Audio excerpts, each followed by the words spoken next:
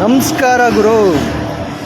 ನೀವು ನೋಡ್ತಾ ಇದ್ದೀರಾ ಯಾವ ಒಂದು ರಾಜ್ಯ ಅಂತಂದರೆ ಕೇರಳ. ಸೊ ಇಲ್ಲಿ ನಿಮಗೆ ಕಾಣ್ತಾ ಇದೆಯಲ್ಲ, ಇದು ಕೇರಳದ ಒಂದು ಜಿಲ್ಲೆ ಆಲಪ್ಪುಳ, ಆಲಪ್ಪಿ ಅಂತಲೇ ಕರೀತಾರೆ. ಸೊ ನಾನು ಈ ಜಿಲ್ಲೆಯಲ್ಲಿ ನಿಮ್ಮನ್ನು ಕರ್ಕೊಂಡು ಹೋಗ್ತಾ ಇದ್ದೀನಿ. ನೋಡಿ ಹೇಗಿದೆ ಆಲಪ್ಪಿ. ಸೊ ಈ ಆಲಪ್ಪಿ ಬಗ್ಗೆ ಸ್ವಲ್ಪ ಮಾಹಿತಿ ಹೇಳೋದಾದರೆ, 17 ಆಗಸ್ಟ್ 1957ರಂದು ಈ ಆಲಪ್ಪಿ ಜಿಲ್ಲೆಯನ್ನು ರಚಿಸಲಾಗುತ್ತೆ. ಇದರ ಅಧಿಕೃತ ಇಂಗ್ಲೀಷ್ ಹೆಸರು ಆಲಪ್ಪಿ ಅಂತ. 1990ರಲ್ಲಿ ಇದನ್ನು ಆಲಪ್ಪುಳ ಎಂದು ಕೂಡ ಬದಲಾವಣೆಯನ್ನು ಮಾಡಲಾಗ್ತದೆ. ಇದು ಕೇರಳದ ಪ್ರಮುಖ ಪ್ರವಾಸಿ ತಾಣವಾಗಿದೆ. ಹಾಗೆ ಈ ಜಿಲ್ಲೆಯು ಹಗ್ಗ ಉದ್ಯಮಕ್ಕೆ ಹೆಸರುವಾಸಿಯಾಗಿದೆ. ಬಹುತೇಕ ಕೇರಳದಲ್ಲಿ ನಾವು ತೆಂಗಿನಕಾಯಿ ಕೈಗಾರಿಕೆಗಳನ್ನ ನಾವು ಕಾಣ್ಬೋದು. ಹಾಗೆ ಆಲಪ್ಪುಳ ಜಿಲ್ಲೆಯನ್ನು ಕೇರಳದ ಕಮ್ಯುನಿಸ್ಟ್ ಚಳುವಳಿಯ ತೊಟ್ಟಿಲು ಎಂದು ಕೂಡ ಕರೆಯುತ್ತಾರೆ. ಆಲಪ್ಪುಳವು ಒಳನಾಡು ಜಲಸಾರಿಗೆಗೆ ಹೆಸರುವಾಸಿಯಾಗಿದೆ. ಇದು ಜನನಿಬಿಡ ಜಿಲ್ಲೆ. ಈ ಜಿಲ್ಲೆಯು 91 ಗ್ರಾಮಗಳನ್ನು ಕೂಡ ಒಳಗೊಂಡಿದೆ. ಕೇರಳದ ಏಕೈಕ ಅರಣ್ಯ ಮುಕ್ತ ಜಿಲ್ಲೆ ಕೂಡ ಇದಾಗಿದೆಯಂತೆ. ಅರಬ್ಬಿ ಸಮುದ್ರ ಮತ್ತು ವೆಂಬನಾಡ್ ಸರೋವರಗಳ ನಡುವೆ ಇರುವಂಥ ಪರ್ಯಾಯ ದ್ವೀಪದಲ್ಲಿದೆ ಈ ಒಂದು ಆಲಪ್ಪಿ. ಇದು ರಾಷ್ಟ್ರೀಯ ಹೆದ್ದಾರಿ 66 ಈ ಒಂದು ಜಿಲ್ಲೆಯ ಮೂಲಕ ಹಾದುಹೋಗ್ತದೆ. ಸೊ ಹಾಗೆ ನಾನು ಇವಾಗ ನಿಮಗೆ ತೋರಿಸ್ತಾ ಇದ್ದೀನಿ ನೋಡಿ, ಇದು ಆಲಪ್ಪಿಯಲ್ಲಿರುವಂಥ ಒಂದು ಪ್ರಮುಖವಾದಂಥ ಒಂದು ಬೀಚ್.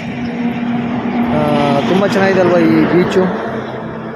ಸುತ್ತ ಎಷ್ಟು ಚೆನ್ನಾಗಿದೆ. ಅಲ್ಲಿ ನೋಡಿ ಹಿಂದೆ ಒಂಥರ ಕಂಬಿಯಲ್ಲಿ ಒಂಥರ ಸಾಲು ಒಂದು ಥೀಮ್ ರೆಡಿ ಮಾಡಿದ್ದಾರೆ. ಅಲ್ಲಿ ಫೋಟೋಗಳನ್ನೆಲ್ಲ ತೆಗೆಸ್ಕೊಳ್ಳಿಕ್ಕೆ ತುಂಬ ಚೆನ್ನಾಗಿ ಕಾಣಿಸುತ್ತೆ. ಈ ಒಂದು ಬೀಚು ತುಂಬಾ ಚೆನ್ನಾಗಿದೆ ಅಂತಲೇ ಹೇಳ್ಬೋದು. ಒಂಥರ ಕಾಮಾಗಿ. ಇಲ್ಲಿನ್ನ ಅಂತ ಏನು ಡೆವಲಪ್ಮೆಂಟ್ಸ್ ಏನಿಲ್ಲ. ಈ ಬೀಚು ಸುತ್ತ ಈಗಿನ್ನ ಡೆವಲಪ್ಮೆಂಟ್ಸ್ ನಡೀತಾ ಇದೆ. ನೋಡ್ತಾ ಇರ್ಬೋದು ಎಷ್ಟು ಚೆನ್ನಾಗಿ ಕಾಣಿಸ್ತಾ ಇದೆ ಈ ಬೀಚ್ ನೋಡಿ. ಆಲಪ್ಪಿ ಬೀಚ್ ಪ್ರಮುಖವಾಗಿ ಈ ಆಲಪ್ಪಿ ಬಂದಾಗ ಈ ಬೀಚ್ಗೆ ಸುಮಾರು ಜನ ಭೇಟಿ ಕೊಡ್ತಾರೆ. ಹಾಗೆ ನಾನು ಈಗಾಗಲೇ ಹೇಳಿದೆ, ಈ ಒಂದು ಜಿಲ್ಲೆಯಲ್ಲಿ ಒಳನಾಡು ಜಲಸಾರಿಗೆ ಕೂಡ ಹೆಸರುವಾಸಿಯಾಗಿದೆ ಅಂತ. ಸೊ ಒಳನಾಡು ಜಲಸಾರಿಗೆ ಅಂತಿದ್ದಂಗೆ ನೀವು ನಮಗೆ ಜ್ಞಾಪನ ಬರೋದು ಯಾವುದು ಅಂತಂದರೆ ಮೈ ಆಟೋಗ್ರಾಫ್ ಪ್ಲೀಸ್. ನೀವು ಅದನ್ನು ನೋಡ್ಬೋದು. ಸವಿ ಸವಿ ನೆನಪು ಸಾವಿರ ನೆನಪು. ಆ ಪಿಕ್ಚರಲ್ಲಿ ಒಂದು ಸುದೀಪ್ ಅವರ ತಂದೆ ಪೋಸ್ಟ್ ಮಾಸ್ಟರ್ ಆಗಿರ್ತಾರಲ್ಲ ಕೇರಳದಲ್ಲಿ. ಸೊ ಅದು ಈ ಶೂಟ್ ಮಾಡಿರೋದು ಈ ಒಂದು ಆಲಪ್ಪಿಯಲ್ಲೇ. ಆ ರೀತಿಯ ಒಂದು ದೋಣಿಗಳ ಮುಖಾಂತರ ನಾವು ಇಲ್ಲಿ ನೀರಲ್ಲಿ ಎಲ್ಲ ಹೋಗ್ಬೋದು. ಇಲ್ಲಿ ಬಂದಾಗ ಒಳ್ಳೆ ವೆದರ್ ಸಮಯದಲ್ಲಿ ಬಂದರೆ ಅಲ್ಲೆಲ್ಲ ಹೋಗಿ ಅದರ ವಿಹಾರಗಳನ್ನ ಮಾಡಲಿಕ್ಕೆ ಆಲಪ್ಪಿ ಅದ್ಭುತವಾಗಿದೆ ಅಂತಲೇ ಹೇಳ್ಬೋದು. ಇಲ್ಲಿ ನೀವು ನಗರಗಳನ್ನ ನೋಡಿದ್ರ, ನಗರ ವಿನ್ಯಾಸ ಆಗಿರ್ಬೋದು ಎಲ್ಲ ಚೆನ್ನಾಗಿದೆ. ಮತ್ತು ಬೀಚ್ ಸುತ್ತ ಕೂಡ ಒಂದು ಪೊಲೀಸ್ ವ್ಯವಸ್ಥೆ ಕೂಡ ಚೆನ್ನಾಗಿದೆ.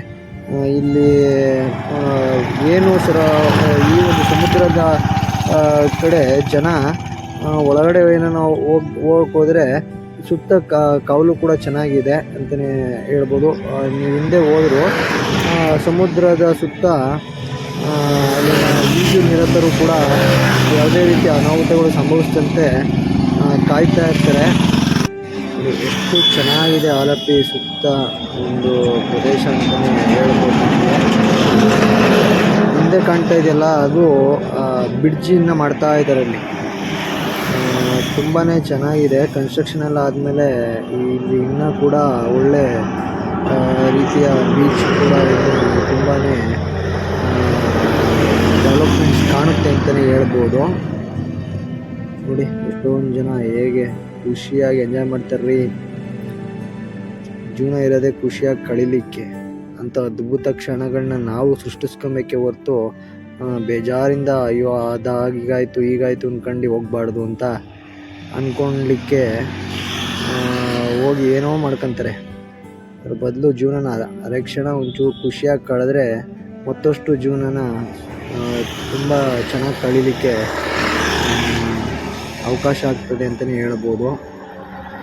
ಸೊ ಇಂಥ ಒಂದು ಬೀಚಲ್ಲಿ ನಾವು ಓಡಾಡ್ತಿರೋದೇ ತುಂಬ ಖುಷಿ ಅನಿಸ್ತಾ ಇದೆ ನನಗೆ.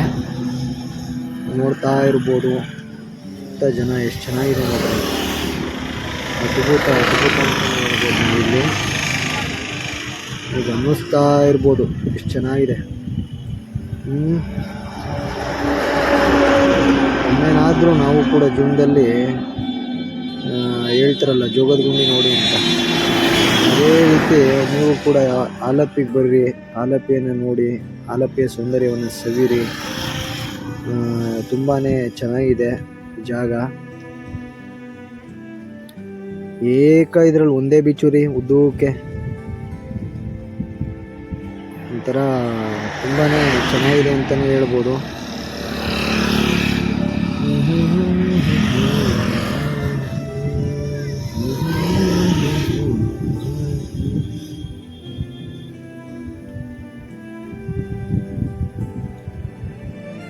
ನೋಡಿ ಎಷ್ಟು ಬೀಚಿನ ಅಲೆಗಳು ಎಷ್ಟು ಚೆನ್ನಾಗಿ ಇದೆ ಅಂತಂದರೆ ಜೀವನ ಕೂಡ ಒಂದು ಸಮುದ್ರದಂತೆ